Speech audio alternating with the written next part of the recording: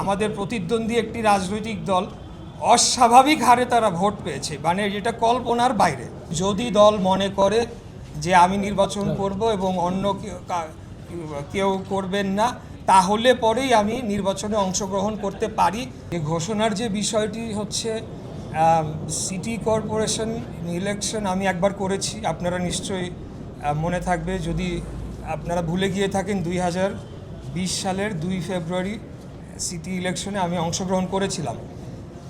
ঢাকা শহরের নাগরিক সমস্যা নিয়ে আজকে থেকে না, দীর্ঘদিন যাবৎ আমি কাজ করে আসছি এবং পার্টির বিভিন্ন ফোরামেও নাগরিক সমস্যা সংক্রান্ত যে কোনো প্রোগ্রামে আমি সবসময় যুক্ত থাকতাম। ঢাকা দক্ষিণের পক্ষ থেকে, ঢাকা উত্তর থেকে জনাব তাবিত আওয়াল ইমিডিয়েট পাস্ট ক্যান্ডিডেট হিসেবে আমরা কাজ করেছি।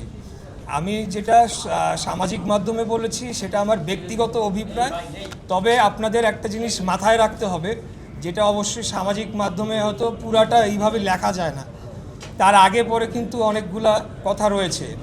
যদি দল আমাকে মনোনয়ন দেয় এবং যদি দল মনে করে যে আমি নির্বাচন করব এবং অন্য কেউ করবেন না, তাহলে পরেই আমি নির্বাচনে অংশগ্রহণ করতে পারি।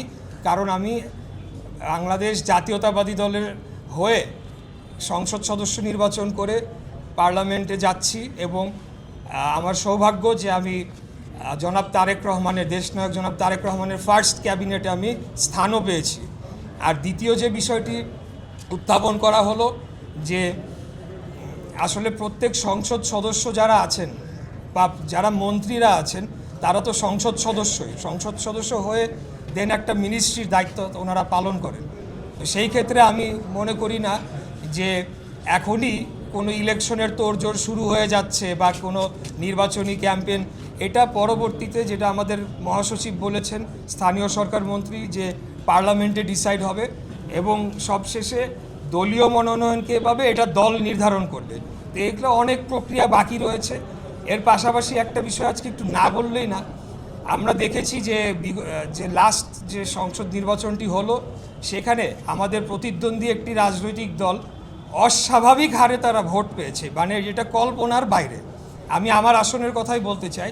1996 সালে সেখানে জামায়াতে ইসলামীর সর্বোচ্চ ভোট তাদের জীবনে 3000 ভোট পেয়েছিল এবং সেখানে হাত পাখা তারা পেয়েছিলেন 6000। তো আমরা এই ভোটার লিস্টটার ব্যাপারে আমার মনে হয় যে আমি সরকারের কাছে এই ব্যাপারে জানাবো যে এটাকে আবার ভেরিফিকেশন করা উচিত, যে ভোটাররা কারা এবং ভোটার লিস্টটা সঠিকভাবে সম্পন্ন হয়েছে কিনা, যারা এখানকার বাসিন্দা তারাই হয়েছে কিনা বা কোনো ডুপ্লিকেসি হচ্ছে কিনা অন্য কোনো এলাকার সাথে। কারণ এই বিষয়টা আসলে বোধগম্য নয়, বিশ্বাসযোগ্যও নয় এবং বিশেষ করে 4 এবং 5-এ আমি মনে করি যে এখানে অন্তর্বর্তীকালীন সরকারের কেউ হয়তোবা আমাদের প্রতিদ্বন্দ্বী দলের প্রার্থীদেরকে জেতানোর জন্য স্পষ্ট সাহায্য করেছে বলে আমরা বিশ্বাস করি। আমাদের কাছে সেই ধরনের কিছু অভিযোগ সেই দিনই এসেছে এবং তার আগে পরেও আমরা কিছু অভিযোগ পেয়েছি। তো বিষয়টি হচ্ছে যে এই ভোটার লিস্ট কারেকশন করা, এগুলা তারপরে সেনা নির্বাচনের প্রশ্নটি আসতে হবে আর কি।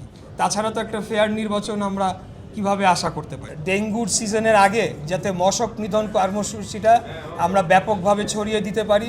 এছাড়া আমাদের নানামুখী আরও অনেকগুলো সমস্যা রয়েছে। রাস্তাঘাটের মেনটেন্যান্সের একটা প্রয়োজনীয়তা দেখা দিয়েছে বিভিন্ন জায়গায়। তো এই সকল বিষয় নিয়ে আমরা আলাপ আলোচনা করতে এসেছি। আমাদের মাননীয় প্রধানমন্ত্রী জনাব তারেক রহমান উনি আমাদের সবাইকে নির্দেশ দিয়েছেন, বিশেষ করে ঢাকার যারা আমরা নির্বাচিত সংসদ সদস্য এবং প্রশাসক আমরা যারা আছি, আমরা যাতে যেহেতু একটা ভালো একটা নির্বাচিত সরকার বেশ কিছু মাস অথবা 1.5 বছর যাবৎ অ্যাবসেন্ট ছিল, যার কারণে সেবা দানের যে কাঠামোটা অনেকটা ভেঙে পড়েছে। তো সেটিকে দ্রুততম সময়ে আমরা সচল করে নাগরিকদের কষ্ট লাঘব করার জন্য যেমন কাজ করব, এর পাশাপাশি সামনে আসন্ন যে থ্রেটগুলো রয়েছে, যেটা একটা আমি বললাম যে ডেঙ্গু, এরকম অন্যান্য বিষয় যেমন আবার বর্ষার মৌসুমে আসবে আপনার জলাবদ্ধতা, এই বিষয়গুলো নিরসনে আমরা সবাই একসাথে মিলে একটা টিম হয়ে আমাদের প্রাইম মিনিস্টারের লিডারশিপে আমরা কাজ করে যাব। সেটার জন্য আমরা আজকে এখানে এসেছিলাম।